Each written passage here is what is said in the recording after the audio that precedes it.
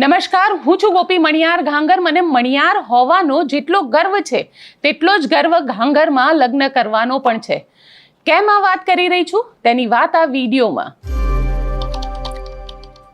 એક તરફ ભારતને વિશ્વગુરુ બનાવવા માટે આપણે મહેનત કરી રહ્યા છીએ, તો બીજી તરફ આપણે સમાજની માનસિકતાને લઈને એટલા બધા સંકુચિત થતા જઈ રહ્યા છે કે જ્યારે કોઈ એક સમાજની દીકરી અન્ય સમાજમાં લગ્ન કરે તો આપણને પસંદ નથી આવતું, આપણે તેને સ્વીકારતા નથી. આજે વાત કરવાની છે કિંજલ રબારીની, કારણ કે કિંજલ રબારી એકલી એવી દીકરી નથી કે જેને લઈને હવે સમાજ વિરોધ કરી રહ્યું છે. આ પહેલા કિંજલ દવેને લઈને બ્રાહ્મણ સમાજ પણ મેદાનમાં આવ્યો હતો અને ત્યારબાદ આરતી સાંઘાણી જે ગાયિકા છે તેને લઈને પાટીદાર સમાજ પણ મેદાનમાં આવ્યો હતો. અને હવે જ્યારે કિંજલ રબારીએ લગ્ન કર્યા છે, આંતરજ્ઞાતીય પ્રેમ લગ્ન કર્યા છે, ત્યારે હવે આ ફરી વિવાદ છેડાયો છે અને રબારી સમાજ આ લગ્નનો જબરદસ્ત વિરોધ કરી રહ્યો છે. કિંજલ રબારીની વાત કરતા પહેલા હું અહીંયા સ્પષ્ટ કરી દઉં કે હું આ વાત એક પત્રકાર તરીકે કરી રહી છું, કારણ કે મારો પણ જન્મ વૈષ્ણવ પરિવારમાં થયો છે અને લગ્ન રબારી પરિવારમાં થયા છે. મેં પણ લગ્ન આંતરજ્ઞાતીય રીતે કર્યા હતા, પરંતુ જ્યારે લગ્ન કરવામાં આવે, જ્યારે કોઈ દીકરી લગ્ન કરે છે તો તેના પરિવારને કે સમાજને શું લાગશે, કેવું લાગશે, કેમ લાગશે, આ બધા જ સવાલ એક દીકરીના માતા પિતા તરીકે સતત ઊભા થતા હોય છે. પરંતુ જ્યારે કોઈ દીકરાને લગ્ન કરવાની વાત આવે છે ત્યારે દીકરાના પરિવારવાળા એને પ્રેમથી સ્વીકારી લે છે. દીકરાના પરિવારવાળા ક્યારેય નથી વિચારતા કે જે દીકરી ઘરમાં આવી રહી છે એ દીકરી પણ કોકના ઘરની વહુ છે. અને આવા જ કિસ્સા અન્ય જે આ પહેલાં આપણે કિંજલ દવે હોય કે પછી આરતી સાંઘાણી હોય કે પછી હવે કિંજલ રબારીનો જે કિસ્સો સામે આવ્યો છે તેની અંદર પણ આપણને જોવા મળ્યા. અહીંયા સમાજને મારે પૂછવું છે કે કેમ આ પ્રકારનું દીકરી સાથે જ આ પ્રકારનું વર્તન કેમ કરવામાં આવી રહ્યું છે, કારણ કે આ પહેલાં જ્યારે પાટીદાર સમાજ આ જ પ્રકારના આંતરજ્ઞાતીય લગ્નને લઈને સતત માંગ કરી રહ્યું હતું કે આના માટે લગ્નની જે નોંધણીની સિસ્ટમ છે તેની અંદર પરિવર્તન લાવવામાં આવે, તેના માટે થઈને વિધાનસભામાં એક એમેન્ડમેન્ટ પણ કરવામાં આવ્યું અને એક વિધાયક લાવવામાં આવ્યો. એ વિધાયકની અંદર આ લગ્નની નોંધણીને લઈને જે પરિવર્તન થવાના છે તેની પણ ચર્ચા કરવામાં આવી. પણ સવાલ અહીંયા એ ઊભા થઈ રહ્યા છે કે ભારતીય સંવિધાન જો મારી ઉંમર પછી મને એ હક આપી શકતું હોય કે મારે કોની સાથે લગ્ન કરવા, કેવી રીતે લગ્ન કરવા, તો પછી સમાજ કોણ છે કે જે આ પ્રકારે કોઈના લગ્નને લઈને વિરોધ નોંધાવી રહે. હવે આ કિંજલ રબારીની જ હું વાત કરું, કારણ કે કિંજલ રબારી સૌથી પહેલાં તો મેં જ્યારે મને આ આખી ઘટનાની ખબર પડી તો મેં તેની ઉંમર પર ચેક કરી કે આ કિંજલ રબારીની ઉંમર કેટલી છે. એ દીકરી બાલિગ છે. જ્યારે બાલિગ છે તો પછી તેને લઈને આટલો બધો વિવાદ કેમ ઊભો થયો? માત્ર એટલા માટે કે તેને આંતરજ્ઞાતીય લગ્ન કર્યા અને જે જ્ઞાતિમાં તેને લગ્ન કર્યા છે તેને લઈને તો કોઈ કશું જ નથી બોલી રહ્યું. કેમ દીકરાએ લગ્ન નથી કર્યા? દીકરા જો કોઈની દીકરીને લઈને આવે તો તેને લઈને કોઈ માતા પિતા સવાલ નથી ઊભા કરતા, પરંતુ જ્યારે દીકરી અન્ય સમાજમાં લગ્ન કરવા જતી હોય છે ત્યારે આ બધા જ સવાલ ઊભા થતા હોય છે. રબારી સમાજે તો હમણાં પોતાનું નવું બંધારણ બનાવ્યું અને આ નવા બંધારણની અંદર ઘણી બધી એવી ચર્ચાઓ કરવામાં આવી કે ત્યાં આગળ બધી જે કુરિવાજો છે એ કુરિવાજોને રોકવાનો પ્રયત્ન કરવામાં આવ્યો કે કુરિવાજોને આપણે બંધ કરવા જોઈએ. ખૂબ સારી વાત છે રબારી સમાજ દ્વારા આ જે નિયમો બનાવવામાં આવ્યા, જે કુરિવાજો છે તેને બંધ કરવામાં આવ્યા, જે બગીચા પ્રથા છે તેને બંધ કરવામાં આવી. પરંતુ જો કોઈ દીકરી પોતાની મરજીથી પોતાની ઉંમર થયા પછી લગ્ન કરે છે તો કેમ આ પ્રકારનો વિવાદ ઊભો કરવામાં આવે છે તે મને નથી સમજાતું. જે લોકો આ લગ્નને લઈને વિવાદ ઊભા કરી રહ્યા છે તેને પણ સાંભળીશું.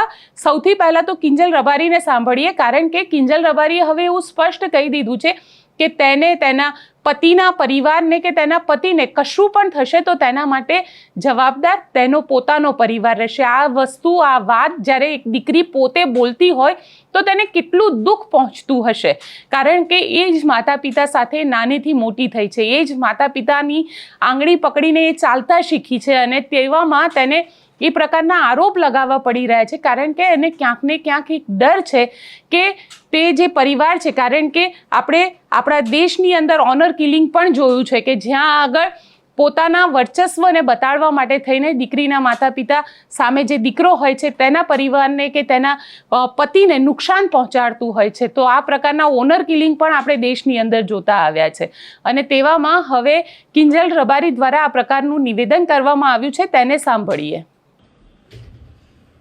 હું કિંજલ રબારી, ગામ સિનાડ, તાલુકો રાધનપુર. હું એક પ્રોફેશનલ સિંગર છું.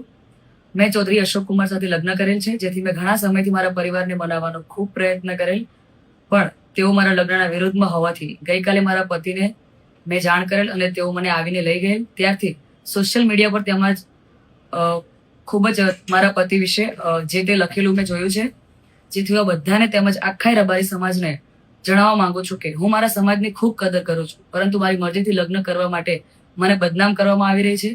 એ ખોટું છે. મને તેમજ મારા પતિને જીવનું જોખમ છે, એટલે મેં એડવોકેટનો સંપર્ક કરી અને તેમજ મારા પતિના જીવના જોખમ માટે પોલીસ પ્રોટેક્શન માંગવા કાયદેસરના પગલાં લીધેલ છે, જેથી મારા લગ્નને લઈને કોઈ પણ અફવા કે વાતો ફેલાવવી નહીં. અને આ બાબતે લઈને મને કે મારા પતિને કે અમારા લગતા વળગતાને કોઈ પણ નુકસાન થયું તો એનો જિમ્મેદાર મારું પરિવાર રહેશે. આ આખા મામલે કિંજલ રબારીના પરિવારમાંથી કોઈનું પ્રતિક્રિયા નથી આવી, પરંતુ સમાજના કહેવાતા જે ઠેકેદાર લોકો છે, એટલે કે જે લોકો એ સમાજનો ઠેકો લઈને બેઠા છે, જે લોકો પોતાની જ જાતને પોતાનો જ સમાજ ગણે છે, એવા લોકોના પ્રતિક્રિયા ચોક્કસથી આવી છે. એ રબારી સમાજના એવા લોકોની પ્રતિક્રિયાને પણ સાંભળી લઈએ. અહીંયા ઠાકરસિંહ રબારી કે બીજો જે બી આવ્યો હોય એની બાઇટ મૂકી દેવાની. જય વડવાળા, વિહોતરનાથ.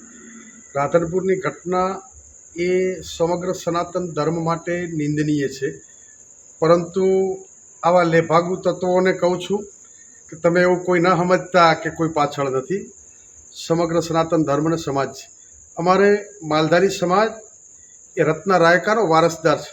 અમારે કોઈ પણની બેન દીકરીઓ લાવવી નથી, પણ આ સમાજની દીકરી ઉપર કોઈ હાથ મૂકશે ગમે એવો ચમરબંધી છે, એ ધરતીના ખૂણામાંથી પણ એને જમીનમાં દાટી દેવાની શક્તિ આ સમાજ ધરાવે છે.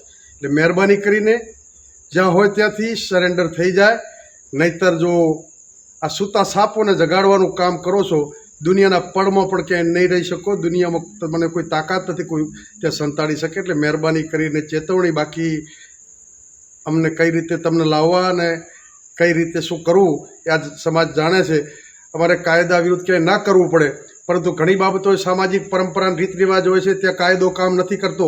સમાજની મર્યાદા ઉપર કોઈ વાંચ આવે અને જો હાથ અડાડે તેનો હાથ કાપતા પણ આ સમાજ ક્યારેય વાર નહીં કરે. એટલે મહેરબાની કરી અને તરત પ્રશાસનને બધા સમજી જાય ને તેના પરિણામો ખરાબ આવશે. એની જવાબદારી જે તે વ્યક્તિ અને એમના વડીલોની રહેશે. નમસ્તે મિત્રો, હું આપ સૌનો મિત્ર દિનેશ દેસાઈ. અત્યારે હાલ એક અગત્યનો વિષય અને અગત્યની ચર્ચા ગુજરાતમાં ચાલી રહી છે અને એ વિષયની ચર્ચા ઉપર આપ સૌની સમક્ષ હું આવ્યો છું. મિત્રો, આ પ્રેમ લગ્નનો વિષય ગુજરાતમાં આંતરજ્ઞાતીય મેરેજ કરવા અને પ્રેમ લગ્ન કરવા આ વિષય ખૂબ ચરમસીમાએ છે. હું આ પ્રેમ લગ્નનો વિરોધી નથી, પણ સમર્થક પણ નથી. એટલા માટે નથી કે જો અગર તમે પ્રેમ કરવા માટે સક્ષમ છો, પ્રેમ કરવામાં તમે દરેક યુવાન અને દરેક યુવતી પ્રેમ કરવામાં પોતાની મર્દાનગી બતાવે છે, તો એ જ મર્દાનગી તમારે તમારા માતા પિતાને કન્વિન્સ કરવામાં બતાવવી જોઈએ.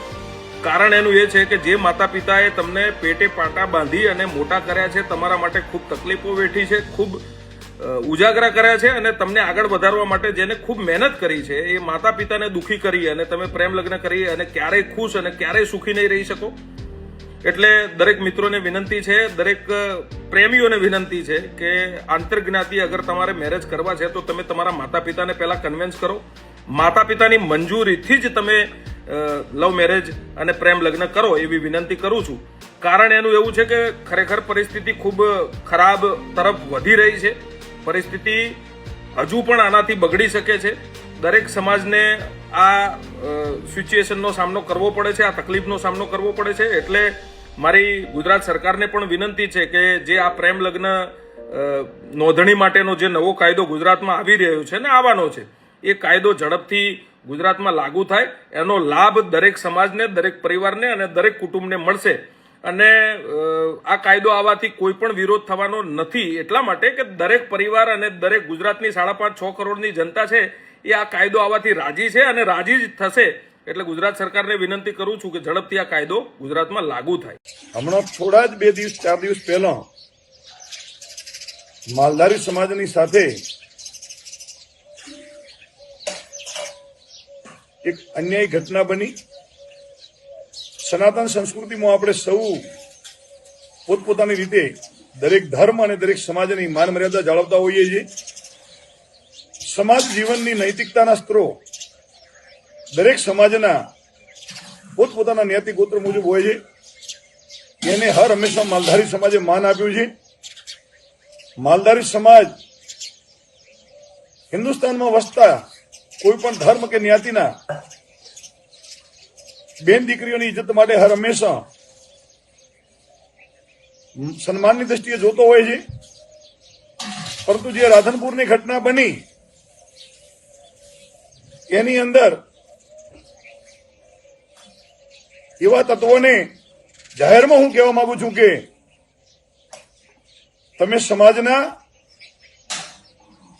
જે કંઈ નૈતિક મૂલ્યો હોય છે એ નૈતિક મૂલ્યોની સામે તમે બંધ પોકાર્યું છે. અને સમાજના તમામ યુવાનો વડીલોને વિનંતી કરું છું, મારી વહાલી દીકરીઓને વિનંતી કરું છું કે આવા કોઈ રાહડા ગામના તમારો રોલ મોડેલ કે આદર્શ પણ ન હોઈ શકે. આપણો આદર્શ આપણી સનાતન સંસ્કૃતિના વાહકો હોઈ શકે, આવા તાયફા કરનારાઓ નહીં. આ સમાજને શું પ્રેરણા આપી શકે? અને જે કોઈએ આ ઘટનાની અંદર સામેલ છે એને હું ખુલ્લું ચેલેન્જ આપું છું કે આપ સરેન્ડર થઈ જાઓ, અથવા જ્યાં હશો ત્યાંથી તમને કેવી રીતે લાવવા અને શું કરવું એ સમાજ સારી રીતે જાણે છે. અને બે હાથ જોડીને વિનંતી કરું છું કે અમને કોઈ અન્ય સમાજ સાથે હોદ્દા વિરુદ્ધ કે દેશભાવ નથી, પણ કોઈ આવા તત્વોને સાવરતા હશે તો એની સાથે આર પારની લડાઈ લડવા માટે પણ માલધારી સમાજ હર હંમેશા તૈયાર રહેશે. સ્પષ્ટ છે કે કિંજલ પોતે નક્કી કરે, કારણ કે સંવિધાને તેને હક આપેલો છે. એ સંવિધાને હક આપેલો છે જે હક એને મતાધિકારનો પણ મળેલો છે. અને એ જો દેશની સરકાર નક્કી કરી શકતી હોય કે દેશની અંદર રાજ્યની અંદર કઈ સરકાર આવશે તેને મતનો અધિકાર આપેલો હોય તો પછી એને પોતાનો જીવનસાથી નક્કી કરવાનો અધિકાર કેમ નથી મળતો? જો દીકરાને અધિકાર મળી શકતો હોય તો દીકરીને પણ એ અધિકાર મળી શકતો હોવો જોઈએ. એક પત્રકાર તરીકે હું એટલું ચોક્કસથી કહીશ કે ભલે હું જન્મે વૈષ્ણવ છું અને મેં લગ્ન રબારીમાં કર્યા છે, પરંતુ ક્યાંક ને ક્યાંક જે આખી સિસ્ટમ છે આ સિસ્ટમને લઈને હું સવાલ ઊભી કરી રહી છું કે કેમ આ પ્રકારનું થઈ રહ્યું છે, કેમ સમાજના તાણાવાળા જે છે આ માનસિકતાની સાથે આપણે લોકો જીવી રહ્યા છે કે જ્યાં આંતરજ્ઞાતીય લગ્નને લઈને સવાલ ઊભા કરવામાં આવી રહ્યા છે. આપ શું માનો છો? મને કોમેન્ટ બોક્સમાં ચોક્કસથી જણાવજો અને અમારી ચેનલ નિર્ભય ન્યૂઝને લાઇક, શેર અને સબસ્ક્રાઇબ કરવાનું ભૂલશો નહીં. આભાર.